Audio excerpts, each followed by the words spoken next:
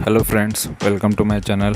आज हम जिस शेयर के बारे में बात करने वाले उसका नाम है SH Kelkar and company limited. अभी ये कंपनी क्या करती है ये पहले हम देखेंगे। उसका पहले वेबसाइट ओपन करके देखेंगे कि ये कंपनी का वेबसाइट पे क्या दिया गया है। तो ऑलरेडी ये कंपनी का हमने जैसे यहाँ पे नाम टाइप किया तो यहाँ पे ये बता रहे हैं वेलकम टू कीवा, ऐसा दिखाई दे रहा है और इसका ये वेबसाइट करके आ रहा है। और यहाँ पर भी देखो, यहाँ बता रहा है एसएच केलकर एंड कंपनी, यहाँ भी एक कीवा नाम से जानी जाती है, ठीक है। और यहाँ पे वेबसाइट भी उसका वही दिया गया है। तो यहाँ पे हमने वो वेबसाइट उसका ओपन करके देखते हैं, ठीक है। हम वेबसाइट हमने ओपन कर लिया है और ऑलरेडी यहाँ पे आप देख सकते हो ये कंपनी क्या करती है, ठीक है। तो यहाँ पे ये देख लो, ये फ्रेगरेंसेस ये बनाती है और ये फ्रेगरेंसेस कहाँ कहाँ यूज़ होते। जैसे हमने इसके फ्रेगरेंस में क्लिक किया तो यहाँ पे आपको बता देते हैं कि जो फ्रेगरेंस यहाँ पे रहते हैं प्रोडक्ट के अंदर, स्किन केयर प्रोडक्ट के अंदर, कॉस्मेटिक प्रोडक्ट के अंदर, फैब्रिक केयर के अंदर, पर्सनल केयर के अंदर, ठीक है। ये जो प्रोडक्ट दिख रहे हैं ये फ्रेगरेंसेस इस हेयर केयर के अंदर जो फ्रेगरेंस स्मेल आता है, हमको अच्छा खुशबू आती है। तो ये खुशबू जो आती कहाँ से, तो ये फ्रेगरेंस ये बनाने का ये काम करती है, ठीक है। और fragrances are known and love by millions. तो इनके फ्रेगरेंस जो बनाते हैं ये और ये प्रोडक्ट्स में यूज़ होते हैं। तो ये लार्जेस्ट प्रोड्यूसर से लार्जेस्ट फ्रेगरेंस प्रोड्यूसर है इन इंडिया। तो ये इनका काम है। तो ये पहला हुआ। अभी इसका दूसरा देख लेते हैं, ठीक है। तो दूसरा इसका कौन सा है, तो यहाँ पे और भी चीज़ें हैं उनका हम देखेंगे, ठीक है।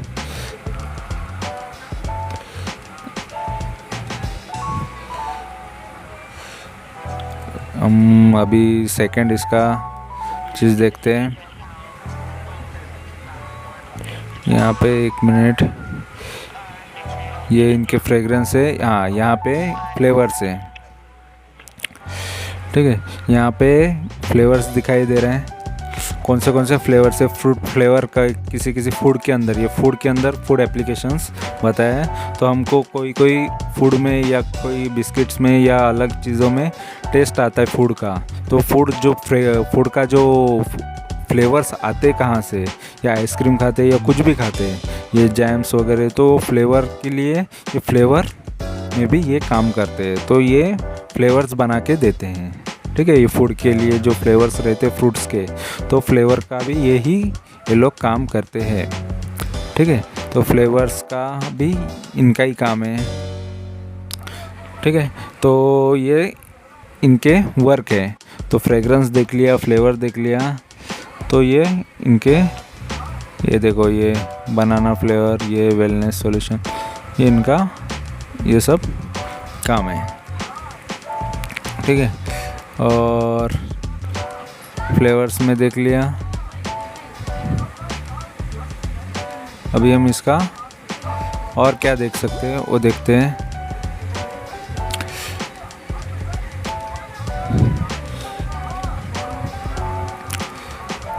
यहाँ पे ये फूड का ही है, जितना जो कुछ है इसके लिए ये जाना जाता है एसएच केलकर ग्रुप, ठीक है। ये फ्लेवर्स ही है। अभी हम इसका और क्या देख सकते हो वो देख लेते हैं। सब कुछ इसका बैक दिखाई नहीं दे रहा है, इस वजह से प्रॉब्लम है। ये हम फ्लेवर्स में ही है, इसलिए देखो, ऑनलाइन शॉप के लिए भी शॉपिंग का इनका साइट है। तो थोड़ा ये इसका वेबसाइट पे जो भी है, यहाँ पे बैक का नहीं दिखाई दे रहा है। यहाँ पे अबाउट है, ओवरव्यू इसका देख लेते हैं। अभी भी हम फ्लेवर्स में ही है, कीवा फ्लेवर्स में ही है। तो इस वजह से इसका थोड़ा सा जो वेबसाइट है,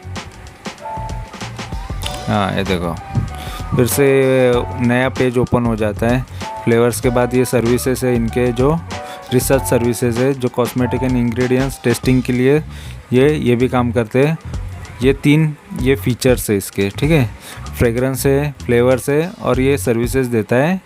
technology, research and cosmetic ingredients का टेस्टिंग करते हैं ये लोग, तो ये इनके काम है। और ये इनके फीचर्स प्रोडक्ट है जहाँ पर पर्सनल केयर, हेयर केयर और स्किन केयर कॉस्मेटिक में इनके फ्रेगरेंस और फ्लेवर्स यूज़ होते हैं।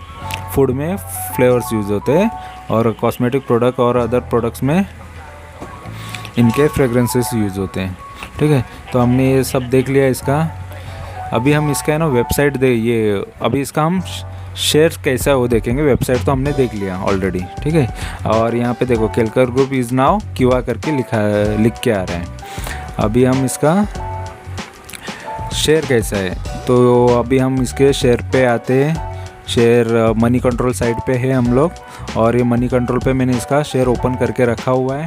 और ऑलरेडी इसने 184 का फ्राइडे के दिन हाई मारा हुआ था, वहाँ से ये गिरा हुआ है ऑलरेडी।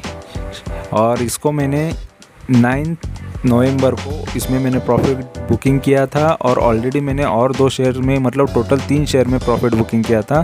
तो एवरीडे मुझे वो शेयर के बारे में वीडियो लाना पॉसिबल नहीं रहता, क्योंकि मैं एवरीडे कुछ ना कुछ प्रॉफिट निकालता हूँ और एक दिन में एक ही वीडियो मेरे लिए पॉसिबल हो पाता है। सैटरडे संडे में कुछ चाहिए तो ज़्यादा निकाल सकता हूँ, लेकिन वर्किंग डे जब रहता है तब मैं ज़्यादा बिज़ी भी होता हूँ, अदर भी काम करते रहता हूँ। मेरा ऑनलाइन का भी बिज़नेस है, रिटेल का भी बिज़नेस है, कुछ ना कुछ मेरा काम चलते रहता है। प्लस शेयर मार्केट भी मैं स्विंग ट्रेडिंग करते रहता हूँ, तो इस वजह से मुझे पॉसिबल नहीं रहता कि एवरीडे में ज़्यादा से ज़्यादा वीडियो लाऊँ। तो मैं एक दिन में एक ही वीडियो पॉसिबल हो जाता है, तो सैटरडे संडे में से कभी 2 या 3 ला सकता हूँ, ठीक है। तो यहाँ पर आपको मैं दिखा दूँ कि SH केलकर जो कंपनी है उसका जो 52 वीक लो है 88 है, फिर और 52 वीक हाई है 207 का है। तो इसने 1 साल के अंदर डबल से ऊपर लेके गया है, जिसका इन्वेस्टर का पैसा उसने डबल के ऊपर कर दिया है, तो अच्छी बात है ये, ठीक है। और यहाँ पे अपॉर्चुनिटी 3 बताया है, वीकनेसेस ज़्यादा बताया, अपॉर्चुनिटी 1 है, स्ट्रेंथ 3 है, ठीक है। तो अभी हम इसका स्वॉट एनालिसिस कर लेते हैं। तो पहला जो स्ट्रेंथ है इसके अंदर, इसका स्ट्रॉन्ग है annual EPS growth. Annual EPS growth अच्छा होने, अर्निंग पर शेयर जो ग्रोथ है वो अच्छा है, मतलब अर्निंग शेयर के ऊपर अर्निंग अच्छी हो रही है इसके।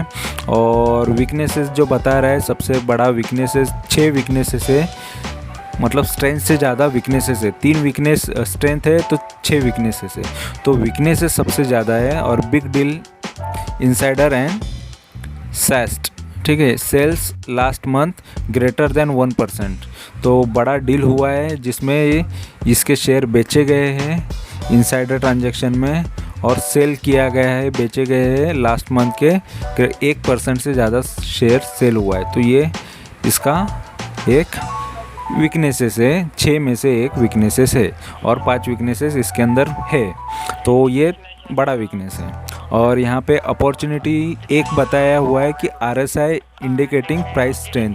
जो RSI है, जो ट्रेडर देखते हैं RSI, ठीक है, तो एक इंडिकेशन होता है कि यहाँ से शेयर और थोड़ा ऊपर जा सकता है, तो वो स्ट्रेंथ बता रहे हैं, ठीक है। उसमें स्ट्रेंथ है, मजबूत है वो, तो ये एक अपॉर्चुनिटी है। और 2 थ्रेट है इसमें, इनसाइडर जो लोग बड़े बड़े सेल कर रहे हैं, ये डर है, ठीक है। लास्ट क्वार्टर में, लास्ट वीक में जो 1% से ज़्यादा, मतलब इसके अंदर कुछ ना कुछ खबर होगी, इस वजह से ये शेयर बेचे जा रहे हैं, ठीक है। 1% से ज़्यादा इसमें सेल हुआ है, मतलब कुछ तो गड़बड़ भी हो सकती है, कुछ तो अंदर की अंदर खबर भी हो सकती है, जिसके वजह से ये इन्होंने इतना सेल किया हुआ है, बिग डील, ठीक है। तो ये एक डर है, 2 डर है इसमें से, तो ये भी एक थोड़ी बुरी बात होती है, ठीक है। और यहाँ पे हमने ये सारी चीज़ देख ली, इसका स्वॉट एनालिसिस कर लिया। अभी इसका ओवरव्यू देख लेते हैं। तो ओवरव्यू के हिसाब से मार्केट कैपिटल इसमें देख लो 2455 करोड़ है, ठीक है। 2455 करोड़ में से अभी मतलब मार्केट कैपिटल इसका तो अच्छा दिखाई दे रहा है, और डिविडेंड भी देती है कंपनी, ठीक है। और डिविडेंड देने वाली अच्छी होती है, प्रॉफिटेबल होती है, इसलिए वो अच्छी होती है, ठीक है। और इसका मैं आपको बता दूं कि इसमें मैंने इन्वेस्ट करके जस्ट 10-20 ही दिन हुए थे। 20 दिन के अंदर मैंने 21% प्रॉफिट ले लिया, मैं जल्दी निकल गया, ठीक है। मैंने इसको ज़्यादा होल्ड करके नहीं रखा। तो ये 20 दिन का ही मेरा ट्रेड था, जो मैं स्विंग ट्रेडिंग करने का देखता हूँ, लेकिन इसमें मैं ज़्यादा स्विंग नहीं कर पाया। जितना मैंने स्टार्टिंग में ले लिए शेयर्स उसी को मैंने निकाल दिया 20 दिन के अंदर, क्योंकि मेरा टारगेट होता है 21% का। तो ऑलरेडी उसने 20 दिन के अंदर वो मुझे टारगेट दे दिया। तो उसके बाद भी वो 10% बढ़ चुका था, बट उसके बाद देखो गिर गया मेरे प्राइस से। तो ये गिरा हुआ ही है, मेरा 180 के ऊपर था, 182 के आसपास था। यहाँ पे जो हाई बना रहा है तभी का प्राइस था, उसके पहले ये गिर गया, ठीक है। उसके बाद ये गिर गया और इसलिए मैं इसमें से निकल गया। और ऑलरेडी मुझे मेरा टारगेट मिल जाता है, तो बाकी के लोगों को भी कमाने दो। सब कुछ हम ही कैसे कमा लेंगे, ठीक है। उसके बाद भी कोई ख़रीदता है तो उसको भी लगता है कि मुझे प्रॉफिट होना चाहिए, मैंने ख़रीदा है तो अपना प्रॉफिट निकलता है, हमको निकल जाना चाहिए, ना कि दूसरे का प्रॉफिट भी हम ही ले ऐसा नहीं सोचना चाहिए। अगर लॉन्ग टर्म है तो प्रॉफिट आते ही जाएगा, रखे रहेंगे तो, ठीक है। बट हम कभी सेल करते तो कुछ ना कुछ प्रॉफिट छोड़ना भी पड़ता है, सब कुछ हम ही लेके नहीं बैठ सकते हैं, ठीक है। तो अभी यहाँ पे मार्केट कैपिटल देख लो, 2455 करोड़ है। डिविडेंड 1% दे रही है। और यहाँ पे इसका पीबी रेशियो भी ठीक ठाक है, अच्छा है। फेस वैल्यू भी अच्छा है और पी भी अच्छा है। पी 17 है, 17.5 है, ठीक है। तो पी रेशियो अच्छा है। तो ये चीज़ें ओवरव्यू में तो अच्छे ही नज़र आ रहा है। और ये कंपनी ने डिविडेंड दिया है, देखो 0.75 पैसा दिया है, ठीक है। तो डिविडेंड भी ठीक ठाक ही है, 1% देती है तो ज़्यादा और कितना दे सकती है, जितना भी देती है उतना ठीक ही है। डिविडेंड देना ये तो फ्री का ही है। डिविडेंड वैसा इन्वेस्टमेंट में तो रिटर्न तो मिल ही रहा है, डिविडेंड तो ऐसे भी अकाउंट में फ्री में आ रहा है, उसका क्या कुछ टेंशन लेने का। और ये 2 अगस्त को दिया था तो मुझे तो मिला नहीं, ऑलरेडी मैंने यहाँ पे इन्वेस्ट किया, यही महीने में इन्वेस्ट किया और यही महीने में निकल गया। मतलब अक्टूबर में कुछ इन्वेस्ट किया था एंडिंग में और 9 तारीख को मैं निकल गया, ठीक है। तो अभी इसका हम 1 महीने का चार्ट देख लेते हैं। चलो चार्ट में यहाँ पे दिखाई दे रहा है कि ये कितना, ये जो प्राइस है 1 साल पहले 1 महीने का अक्टूबर 12 अक्टूबर से जो इसका 156 से ये नीचे आया था एक बार, 143, 145, 43 तक आया था।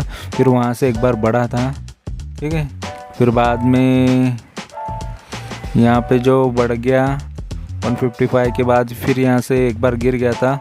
फिर यहाँ पे ये नवंबर में उछाल दिया इसने, ठीक है। 1 नवंबर में ये दौड़ा और यहाँ पे इसने टॉप बना दिया 184, ठीक है। 207 का जो हाई था, लाइफ टाइम हाई, वो 10 नवंबर को बनाया। फिर 10 नवंबर से ये फिर गिरते गया। मतलब देखो उसके पहले मैं 9 नवंबर को निकल गया था, ठीक है। 9 नवंबर का जो प्राइस है, हाई है, तो 183 का जो हाई था वहाँ से मैं ऑलरेडी निकल गया। उसके बाद इसने ना और एक दिन हाई बना लिया 207 का, फिर वहाँ से गिर गया। मतलब उधर भी कुछ लोगों को प्रॉफिट उसने दिया, लेकिन वहाँ से गिर गया। देखो अगर मैं उधर ही टिका रहता, मैं लालच में रहता, तो मैं तो लॉस में ही जाता ना। लालची आदमी लॉस में ही जाता है, तो लालच नहीं करना चाहिए। इसीलिए ये लालच, ये जो लॉन्ग टर्म पहले से जो ट्रेड करते हैं, जिनको एक्सपीरियंस है, वो लालच नहीं करता, इसलिए वो लोग प्रॉफिटेबल। और लालची इंसान हमेशा घाटे में जाता है। जो लालच में जाता है ना, तो वो लोग घाटे में जाते हैं। तो जितना मिल रहा है उतना प्रॉफिट ले लो, 1-2% नहीं तो होल्ड कर लो, अच्छी कंपनी में होल्ड करो। और अपन एक खुद को एक डिसाइड करना चाहिए, या फिर लॉन्ग टर्म छोड़ के रख देना चाहिए, तो शेयर अपने को प्रॉफिट देगा। लालच में जाओगे, 1 दिन में कमा लूँगा, 2 दिन में कमा लूँगा, 10 दिन में मैं इतना कमा लूँगा, 1 महीने में, साल में इतना कमा लूँगा, ऐसा ये सोच के जो भी जाता है ना, वो हमेशा घाटे में जाता है। तो घाटे में नहीं जाना है ना, तो यही स्ट्रैटेजी यूज़ करना है कि हमको एक परसेंटेज डिसाइड करना है। मुझे 10% तो 10% लेना है, बस हो गया मेरे लिए उतना। या 20% सोचा है तो 20% लेना है और निकल जाना है। या सोचा है कि नहीं मैं ये पैसे को डबल करके ही निकलूँगा, तो फिर ज़्यादा टाइम पीरियड होल्ड करके रखना पड़ेगा, ठीक है। होल्डिंग पीरियड पेशेंस रखना पड़ेगा। और जब शेयर अच्छे भाव में मिल रहा है तब खरीदना पड़ेगा, जब गिरा हुआ है ऐसे चार्ट देखने के।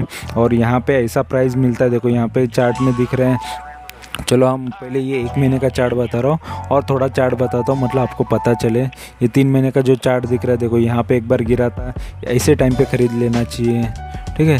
फिर यहाँ पे देखो ऐसा निकलने का मौका मिल जाता है। यहाँ पे एक बार गिरा था, यहाँ पे ऐसे ख़रीद लेना चाहिए, यहाँ पे गिरा था, यहाँ पे ख़रीद लेना चाहिए। तो ये आपको पता चलना चाहिए। और देखो यहाँ से जो गिरा हुआ था, देखो यही प्राइस यहाँ पर भी आ गया था, ठीक है। जो 6 महीने पहले जो मई में जो प्राइस था वो यहाँ पे अगस्त में भी आया था। तो ऐसा होता है, बीच में उछाल भी मिल जाता है, तब लोग निकल जाते हैं, फिर ऐसे फिर आता है। तो ये स्विंग ट्रेडर कर लेता है, इसलिए मैं स्विंग ट्रेडिंग बहुत प्रेफर करता हूँ कि देखो यहाँ पे ख़रीद लिया था रहता तो यहाँ पे मैं निकल जाता, यहाँ पे ख़रीद लेता तो फिर यहाँ पे निकल जाता, यहाँ पे ख़रीदा था तो यहाँ पे निकल जाता। तो यहाँ पे स्विंग ट्रेडर को बहुत बेनिफिट होता है। नहीं तो यहाँ से ऐसा एक ही जगह टिके रहने से फिर यहाँ पे फिर से वही अपना प्राइस आ जाएगा 3-4 महीने बाद, फिर यहाँ पे फिर से एक बार वही प्राइस आ जाएगा, हम कमा ही नहीं पाएंगे, ठीक है।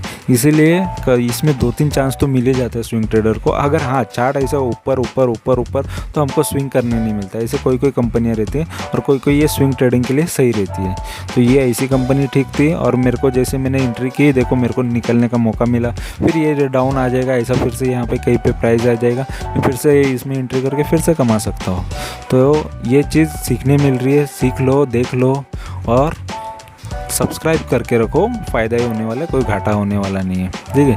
नहीं तो करोड़ों की लालच है तो फिर करोड़ों वाले जो बहुत सारे लोग हैं जो उन्होंने खुद करोड़ों कमाया होगा, इसलिए वो बताते हैं कि ये इस पूरा प्रॉपर। मैंने आज ही किसी का वीडियो देख लिया था, घर बेच डालो, गाड़ी बेच डालो और ये पेनी स्टॉक खरीदो, बहुत भागेगा, बहुत दौड़ेगा। अगर नहीं गया तो फिर आप लोगों को उनके घर पे जाके उनका घर छीनना पड़ेगा और उनका सब कुछ प्रॉपर्टी लेना पड़ेगा, क्योंकि इतना रिस्क कभी लाइफ में नहीं लेना चाहिए कि घर गाड़ी बेच के। क्योंकि मार्केट है ना, किसी बड़े से बड़े जो इन्वेस्टर है, किसी का भी स्टडी कर लो, वो लोग भी इतना रिस्क नहीं लेते। मार्केट दोनों तरफ चलता है, एक तो नीचे जाएगा या ऊपर जाएगा, कुछ भी हो सकता है। 50-50% चांसेस रहता है कि ये गिर भी सकता है या उड़ भी सकता है।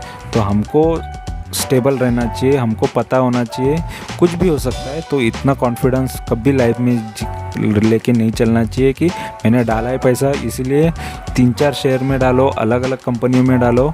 एक के ऊपर किसी चीज़ पे भरोसा रख के नहीं चल सकते, नहीं तो बर्बाद हो जाओगे। और ना ही किसी का इतना भी सुनो कि किसी ने बोल दिया है कि मेरा इतने इसमें इतना डाल दो पूरा करोड़ों कमा लोगे, ऐसा पॉसिबल नहीं है। तो थोड़ा बहुत अपना भी स्टडी करो, अपना भी दिमाग लगाओ, रिस्क लो, लेकिन 10%, 20%, 40% कैपिटल लगाओ। ऐसा नहीं कि कैपिटल है तो पूरा का पूरा एक में डाल दो या पूरी प्रॉपर्टी उसमें घुसा दो, ऐसा नहीं होता है। तो किसी के भी ज़्यादा बातों में मत आओ, ट्रेडिंग करो थोड़ा थोड़ा, या लॉन्ग टर्म के लिए थोड़े लेके रखो। देखो कोई जॉब करने वाले हो, अगर 5-10 लाख रुपए है खुद के पास तो 1 लाख रुपए डाल के रखो किसी अच्छे शेयर में, या 1 लाख को डिवाइड करके रखो अच्छे अच्छे शेयर्स में, ठीक है। प्रॉफिट कमा लोगे। पूरा को कभी डालो मत, फिर 1 लाख का हो शायद 10 लाख हो जाएगा, फिर करोड़ों भी हो जाएगा 10 साल में या 20 साल में, वैसा हो सकता है। ज़रा लॉन्ग टर्म में जाएंगे तो हो सकता है।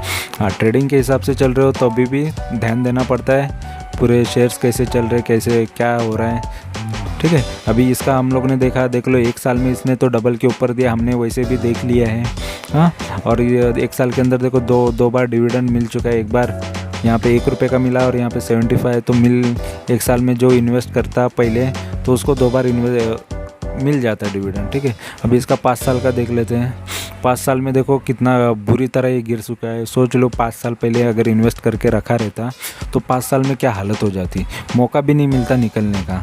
यहाँ से एक बार मिल जाता, लेकिन उधर लालच में कोई बोलता कि नहीं और मैं वेट करूँगा, मैं और होल्ड करूँगा और होल्ड करूँगा, होल्ड करते रहता और ये शेयर यहाँ पे आके गिर जाता। इतना 55 रुपीज़ जो हुआ है या 40 रुपये का कुछ भाव दिख रहा है यहाँ पे, जो 47 भी कुछ प्राइस दिख रहा है। तो ये 2020 तक इतना हालत ख़राब हो जाता। और ये इसका हाई कितना था, ये 362 का यहाँ पे कुछ हाई दिख रहा है। ये 2017 का जो हाई से ये गिर के यहाँ तक ये 55 तक आता तो पूरे कंगाल हो जाते, बर्बाद हो जाते हैं, ठीक है। कैपिटल की वाट लग जाती है। तो इसीलिए कंपनी पे कोई ना कोई अच्छा गाइड भी होना चाहिए, या फिर किसी को अच्छे से फॉलो करो जो आपके कैपिटल को अच्छे से ये कर सकता है, ठीक है, संभाल सकता है, समझा सकता है, ठीक है। या मेरे चैनल को ये करो, मुझे कमेंट में डालो, अगर कोई आपके पास हो तो मैं उसके बारे में भी बता सकता हूँ और आपको अच्छे से गाइड कर सकता हूँ। बट जेन्युइन इन्फॉर्मेशन दूंगा, कोई रॉन्ग नहीं दूंगा कि ये डालो वो डालो, क्योंकि मैं खुद भी, अगर मैं खुद भी डालूँ तो किस हिसाब से डालूँ किस वी में पैसा, यही सोचता हूँ। और ना मैं खुद घाटे में जाना चाहता हूँ, ना मैं किसी और को भी घाटे में जाने देना चाहता हूँ। स्विंग ट्रेडिंग से अच्छा खासा हो रहा है मेरी कमाई, और अच्छा खासा कमा लेता हूँ, इसीलिए मैं कॉन्फिडेंस से ये बता सकता हूँ कि स्विंग ट्रेडिंग अच्छी होती है और अच्छे अच्छे शेयर्स में लेता हूँ, और कब लेना है कब एग्ज़िट करना है ये भी मुझे पता होता है, ठीक है। तो इस वजह से आप बेफिक्र होकर मेरे चैनल को सब्सक्राइब करके रख सकते हो, और मेरे टेलीग्राम चैनल भी है, उसको भी सब्सक्राइब करके ज्वाइन करके रख सकते हो। उससे क्या होगा कि जब जो भी मैं शेयर खरीदता हूँ उसके बारे में वहाँ पर इन्फॉर्मेशन देता हूँ। यहाँ पे मैं ओनली मेरे पोर्टफोलियो के बारे में बात करता हूँ, ना कि मैं कुछ भी चीज़ें बताता हूँ जो मैं खुद नहीं लेना चाहता हूँ। दुनिया को बोलता हूँ ये ले लो वो ले लो, और मैं खुद तो क्या सेफ़ रहता हूँ, ऐसा नहीं है। मैं खुद खरीदता हूँ और खुद उसमें दिखा देता हूँ कि मैंने इसमें से एग्ज़िट किया है, मैंने प्रॉफिट ले लिया है। और खुद की मर्ज़ी होती है, आपने जो भी मुझे फॉलो करे उनकी मर्ज़ी होती है कि उनको निकलना है या नहीं निकलना है। ऑलरेडी मैं निकल गया, मतलब उनको भी निकलना सही होगा। अगर नहीं निकलते फिर बाद में ज़्यादा लालच में रहते, क्योंकि मैं लालच नहीं करता। जो मुझे दिखता है, मुझे लगता है कि अभी निकलना चाहिए, मैं निकल जाता हूँ, ठीक है। लालची आदमी हमेशा डूब जाता है, तो लालच मत करो। एक्सपीरियंस है अच्छा खासा। हम भी स्टार्टिंग में किसी की बातों में आके हम भी किया करते थे, लेकिन 6-7 साल का 8 साल का एक्सपीरियंस है, जिसमें सब कुछ करके देखने के बाद एक ही स्ट्रैटेजी अच्छी मिली है, जो है स्विंग ट्रेडिंग, ठीक है। उसके पहले हमने सब कुछ option trading, future trading, intraday trading सब करने के बाद सिर्फ एक ही चीज़ है जो लॉन्ग टर्म या शॉर्ट टर्म में कैपिटल बहुत सारा बना के दे सकती है, जो दम रखती है, वो है स्विंग ट्रेडिंग या फिर लॉन्ग टर्म ट्रेडिंग। ये 2 ट्रेडिंग है जो लाइफ में बहुत सारा पैसा आपको दे सकती है, और बाकी कोई भी है वो आपका प्रॉफिट एंड लॉस बराबर कर देगी, या फिर लॉस में ही ज़िंदगी भर रहोगे। बहुत रिसर्च करना पड़ता है, बहुत स्टडी करना पड़ता है, और बहुत कॉन्फिडेंस होना पड़ता है। इंट्राडे ट्रेडिंग भी करना है या ऑप्शन ट्रेडिंग भी करना है, नहीं तो ना प्रॉफिट ना लॉस, हमेशा सेम वही लेवल पे रहोगे या लॉस में रहोगे, ठीक है। तो हमने ये भी देख लिया 5 साल में क्या हालत होती है किसी की भी। और यहाँ पे देख लो पूरा मैक्स टू मैक्स, यहाँ पे 2016 से ये मार्केट में आया था शेयर, और 2016 से इसका देख लो एक बार ये बढ़ गया था। वहाँ से इसका जो हाई है वही है 2017 का, ये 16 में भी हाई जो बनाया है वो उसका 349 का हाई है, वहाँ से ये गिरा है, ठीक है। मतलब जब ये आया रहेगा, इसका आईपीओ आया रहेगा, वहाँ से ये जब से मार्केट में आने के बाद ये वहाँ से गिरते गया, फिर अभी यहाँ पे आ रहा है, फिर अभी भी इसके अंदर आगे क्या है उसका फाइनेंशियल डिसाइड करेंगे हम। अभी इसका चार्ट वाइज देख लिया हमने, चार्ट वाइज ये कैसा है। अभी इसका हम, ठीक है, अभी इसका हम प्राइस वॉल्यूम देखेंगे कि इसका प्राइस में कितना प्राइस परफॉर्मेंस कैसा था, ठीक है। तो अभी एक वीक के अंदर देखो, ये एक वीक के अंदर ये 14% तक लगभग आ गया है, और यहाँ पे एक महीने के अंदर ये 11% आया, और 3 महीने के अंदर ये 14% आया, और एक साल के ये जनवरी से अभी तक, एक साल यानी जनवरी से अभी तक इसका YTD मतलब जो ईयर स्टार्ट होता है वहाँ से ये अभी तक ये जो है 44% बढ़ चुके हैं। और ये एक साल का अंदर मतलब अक्टूबर टू ये नवंबर पकड़ लो कि वो नवंबर से ये नवंबर तक ये इसने 65% तक इसने रिटर्न दिया है, और 3 साल का रिटर्न तो नेगेटिव है, 10% गिरा हुआ ही है।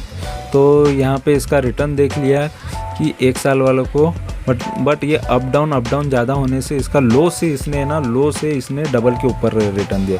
तो जिसने लो पे ख़रीदा रहेगा ना, वो डबल के ऊपर उसने प्रॉफिट कर लिया, 2 गुना 2.5 गुना तो कर लिया, ठीक है। तो लोस का प्राइस अलग होता है, और पूरा एक साल कट टू कट देखोगे तो ये 64% है, ठीक है। और यहाँ पे इसका एक न्यूज़ बता रहा है, कौन सा 10 तारीख का न्यूज़ है। एसएच केरकर ने क्या किया है कि कंपनी के शेयर जूम कर रहे 34% इन 5 डेज़ के अंदर ही, इतना बड़ा है ये शेयर। तो और फर्म इंच फर्मेनिच ने बाय ब्लैकस्टोन स्टेक। तो ये कुछ बाइंग किया है, उसके वजह से ये इतना बढ़ा था ऐसा बता रहे हैं, बट उसके बाद तो गिर गया ये शेयर। ठीक है, तो ये न्यूज़ होती है। और फॉरम क्या, जनता क्या बोल रही है इसको कि 100% बाई कर लो। जनता का ये रिकमेंडेशन है, खुद जो पब्लिक रहती है, जनरल पब्लिक अपने जैसी होती है, उनका भी रिकमेंडेशन है कि बाई कर लो 100% बाई। और यहाँ पे डील्स हुए थे, देखो किसी ने सेल किया है, हाँ किसने परचेस किया, ये पुराना है 2020 का है। ठीक है, और यहाँ पे ये ब्लॉक डील्स है। और यहाँ पे बल्क डील्स में देखो, बल्क डील भी वही है, 2021 में भी है। यहाँ पे 10 नवंबर का बल्क डील है, किसने परचेस किया और ये किसने सेल किया। ठीक है, इनका नाम है, कितनी क्वांटिटीज़ है और प्राइस क्या था, ये सब दिया गया है। और यहाँ पे इनसाइडर ट्रांजैक्शन जैसे मैंने बताया, ये देखो सिंगापुर जो ब्लैकस्टोन कैपिटल का जो ऊपर न्यूज़ में नाम बता रहा था, उसने क्या किया है, मार्केट सेल किया हुआ है, यहाँ पे ये बता रहा है। ठीक है, तो ये सारे न्यूज़ होते हैं इनसाइडर ट्रांजैक्शन से। और नीचे हम आते हैं, इसका फाइनेंशियल देख लेते। चलो फाइनेंशियल का चार्ट ही देख लो, अपसाइड दिख रहा है, ऐसा दिख रहा है, मतलब इसका मतलब फाइनेंशियल बहुत अच्छा है, बढ़ते जा रहा है। 2017 में इसका रेवेन्यू अच्छा है, 980 करोड़ है। और 2018 में 1025 करोड़ है। और 2019 में 1048 करोड़ है। और वो 1114 करोड़ है 2020 में। और 1321 करोड़ 2021 में है। तो रेवेन्यू अच्छा नज़र आ रहा है। अभी प्रॉफिटेबिलिटी देखते हैं, इसका प्रॉफिट कैसा है। देखो प्रॉफिट तो 2017 में 104 है, फिर 92 करोड़ है 2018 में, 2019 में 87, 2020 में थोड़ा बहुत प्रॉफिट कम हो गया। क्यों, उसका रीज़न भी हो सकता है, कोविड रीज़न हो सकता है। ठीक है, और वही रीज़न हो सकता है, दूसरा कोई रीज़न नहीं है। फिर देखो 2021 में वो संभल गया, सबसे ज़्यादा किया ना प्रॉफिट 143 करोड़, और 2021 अभी भी बाकी है। तो मतलब सोच लो, प्रॉफिटेबल कंपनी है तो टेंशन लेने की कोई ज़रूरत नहीं है। तो प्रॉफिटेबल कंपनी में बिंदास पैसा लगा के रख सकते हो। अभी यहाँ पे प्रमोटर ने देख लो 58%, 58.5% तो उनके ये प्रमोटर के जो मालिक है उनके शेयर्स है। और बाद में FIs ने यहाँ पे 7.5% तो FIs के शेयर्स हैं। फिर बाद में DIs ने देख लो, DIs जो डोमेस्टिक इन्वेस्टर्स होते हैं अपने इंडिया के, जो बड़े बड़े इंस्टीट्यूशनल इन्वेस्टर होते हैं, उन्होंने यहाँ पे 5% उनके शेयर्स है, उन्होंने ख़रीद के रखे हैं। और पब्लिक ने देखो 27% तक, 26.72% तक इन्होंने ख़रीद के रखा हुआ है शेयर्स ये कंपनी के। ठीक है, तो यहाँ पर हमने ये देख लिया इसका सबसे ज़्यादा शेयर किसने, शेयर होल्डिंग किसके पास है, पब्लिक के पास है। और प्रमोटर के बाद पब्लिक है। ठीक है, तो पब्लिक को ज़्यादा भरोसा है ये कंपनी पे। ठीक है, और म्यूचुअल फ़ंड को थोड़ा 4 ही म्यूचुअल फंड है, 4 स्कीम नहीं, इस पर पैसा लगाया है। और सितंबर का डेटा है ये, तो अच्छा है, ये 4 स्कीमों ने इसमें लगा के रखे है। तो और यहाँ पे FIs और FPI ये 39 है FIs जिन्होंने इसमें पैसा लगाया, और 3 FIs यहाँ पे बढ़ चुके हैं। ठीक है, सितंबर का ये डेटा है। तो शेयर होल्डिंग पैटर्न भी अच्छा दिख रहा है ये कंपनी का। ठीक है, और यहाँ पे बाकी ये देखो, ये अबाउट कंपनी के बारे में बताया है कि ये कंपनी क्या करते हैं, हमने इसका देख लिया है। Perfumery, fragrances, flavour, chemical as a fragrance, perfumes and flavours, ये सारा इसका काम है, तो हमने इसका देख लिया है। ठीक है, तो कंपनी तो सही अच्छी लग रही है, प्रमोटर का होल्डिंग अच्छा है, शेयर होल्डिंग पैटर्न अच्छा है, कहीं कुछ गिरवी रखा हुआ दिखाई नहीं दे रहा है। हाँ, प्लेज है यहाँ पे 2021 में प्लेज दिखाई दे रहा है। ठीक है, 6% तो प्रमोटर ने प्लेज रखा हुआ है, यहाँ पर भी प्लेज रखा है। प्लेज मतलब गिरवी रखा है प्रमोटर ने कुछ शेयर्स, ठीक है, बैंकों में पैसों के लिए। ठीक है, तो थोड़ा प्लेज है इसके अंदर, 6% शेयर प्लेज है जो 58 में से। ठीक है, और बाकी कंपनी तो ठीक ठाक लग रही है, अच्छी लग रही है, ऑलरेडी हाई पे है। तो मैं तो कभी भी है ना हाई पे बेचने की राय देता हूँ, कभी मैं हाई पर है ना ख़रीदता नहीं हूँ। तो जब ये शेयर गिरे, कंपनी का गिरे, तो ऑलरेडी बाय करना चाहिए और मेरे लिए वही प्रेफरेबल रहता है। जब हाई आए तो थोड़ा बहुत निकल जाना चाहिए, फिर नीचे आता है तभी ख़रीदना चाहिए।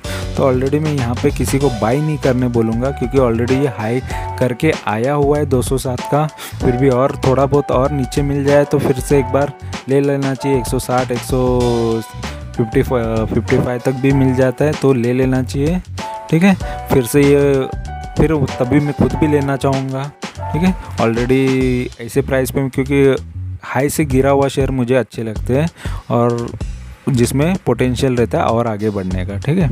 तो मेरे लिए तो ये कंपनी अच्छी नज़र आ रही है, स्विंग ट्रेडिंग के हिसाब से अच्छी नज़र आ रही है। लॉन्ग टर्म के हिसाब से इसमें अप डाउन इसके चार्ट जैसे बता रहे हैं, तो उस हिसाब से। और बट इसका बिज़नेस बहुत अच्छा है, इसमें बाकी सारी चीज़ें भी अच्छी नज़र आ रही है, ठीक है। तो कंपनी अच्छी है, बट अभी के लिए मैं इसको थोड़ा और नीचे आने के बाद ही ख़रीदना चाहूँगा। तो आपको भी अगर सही लगे तो वह तभी ख़रीदना, नहीं तो और कहीं रिसर्च करना, कुछ भी करना है तो कर लो। बट मैं प्रॉफिटेबल हूँ ये चीज़ करके, इसीलिए मैं ये बोलूँगा, ठीक है। तो आपको वीडियो अच्छा लगा है, इन्फॉर्मेशन अच्छी लगी है तो सब्सक्राइब कर लो। इतना इन्फॉर्मेशन आपके लिए लाना बहुत काम होता है, इसमें वर्क करना पड़ता है और ऑलरेडी मेहनत जाती है। तो सब्सक्राइब करने से आपका तो कोई घाटा होने वाला नहीं है। तो सब्सक्राइब कर लो चैनल को, ठीक है। और लाइक भी कर लो, और कुछ आपको डाउट्स है, कुछ उसके बारे में और कुछ इन्फॉर्मेशन चाहिए तो कमेंट कर लो। कमेंट में से मैं आपको वो सॉल्व भी कर दूंगा, ठीक है। और चैनल को सपोर्ट करो, चैनल नया है इसलिए इस चैनल को सपोर्ट करो, ठीक है। और आपको ऐसी इन्फॉर्मेशन मिलती जाएगी, देखो।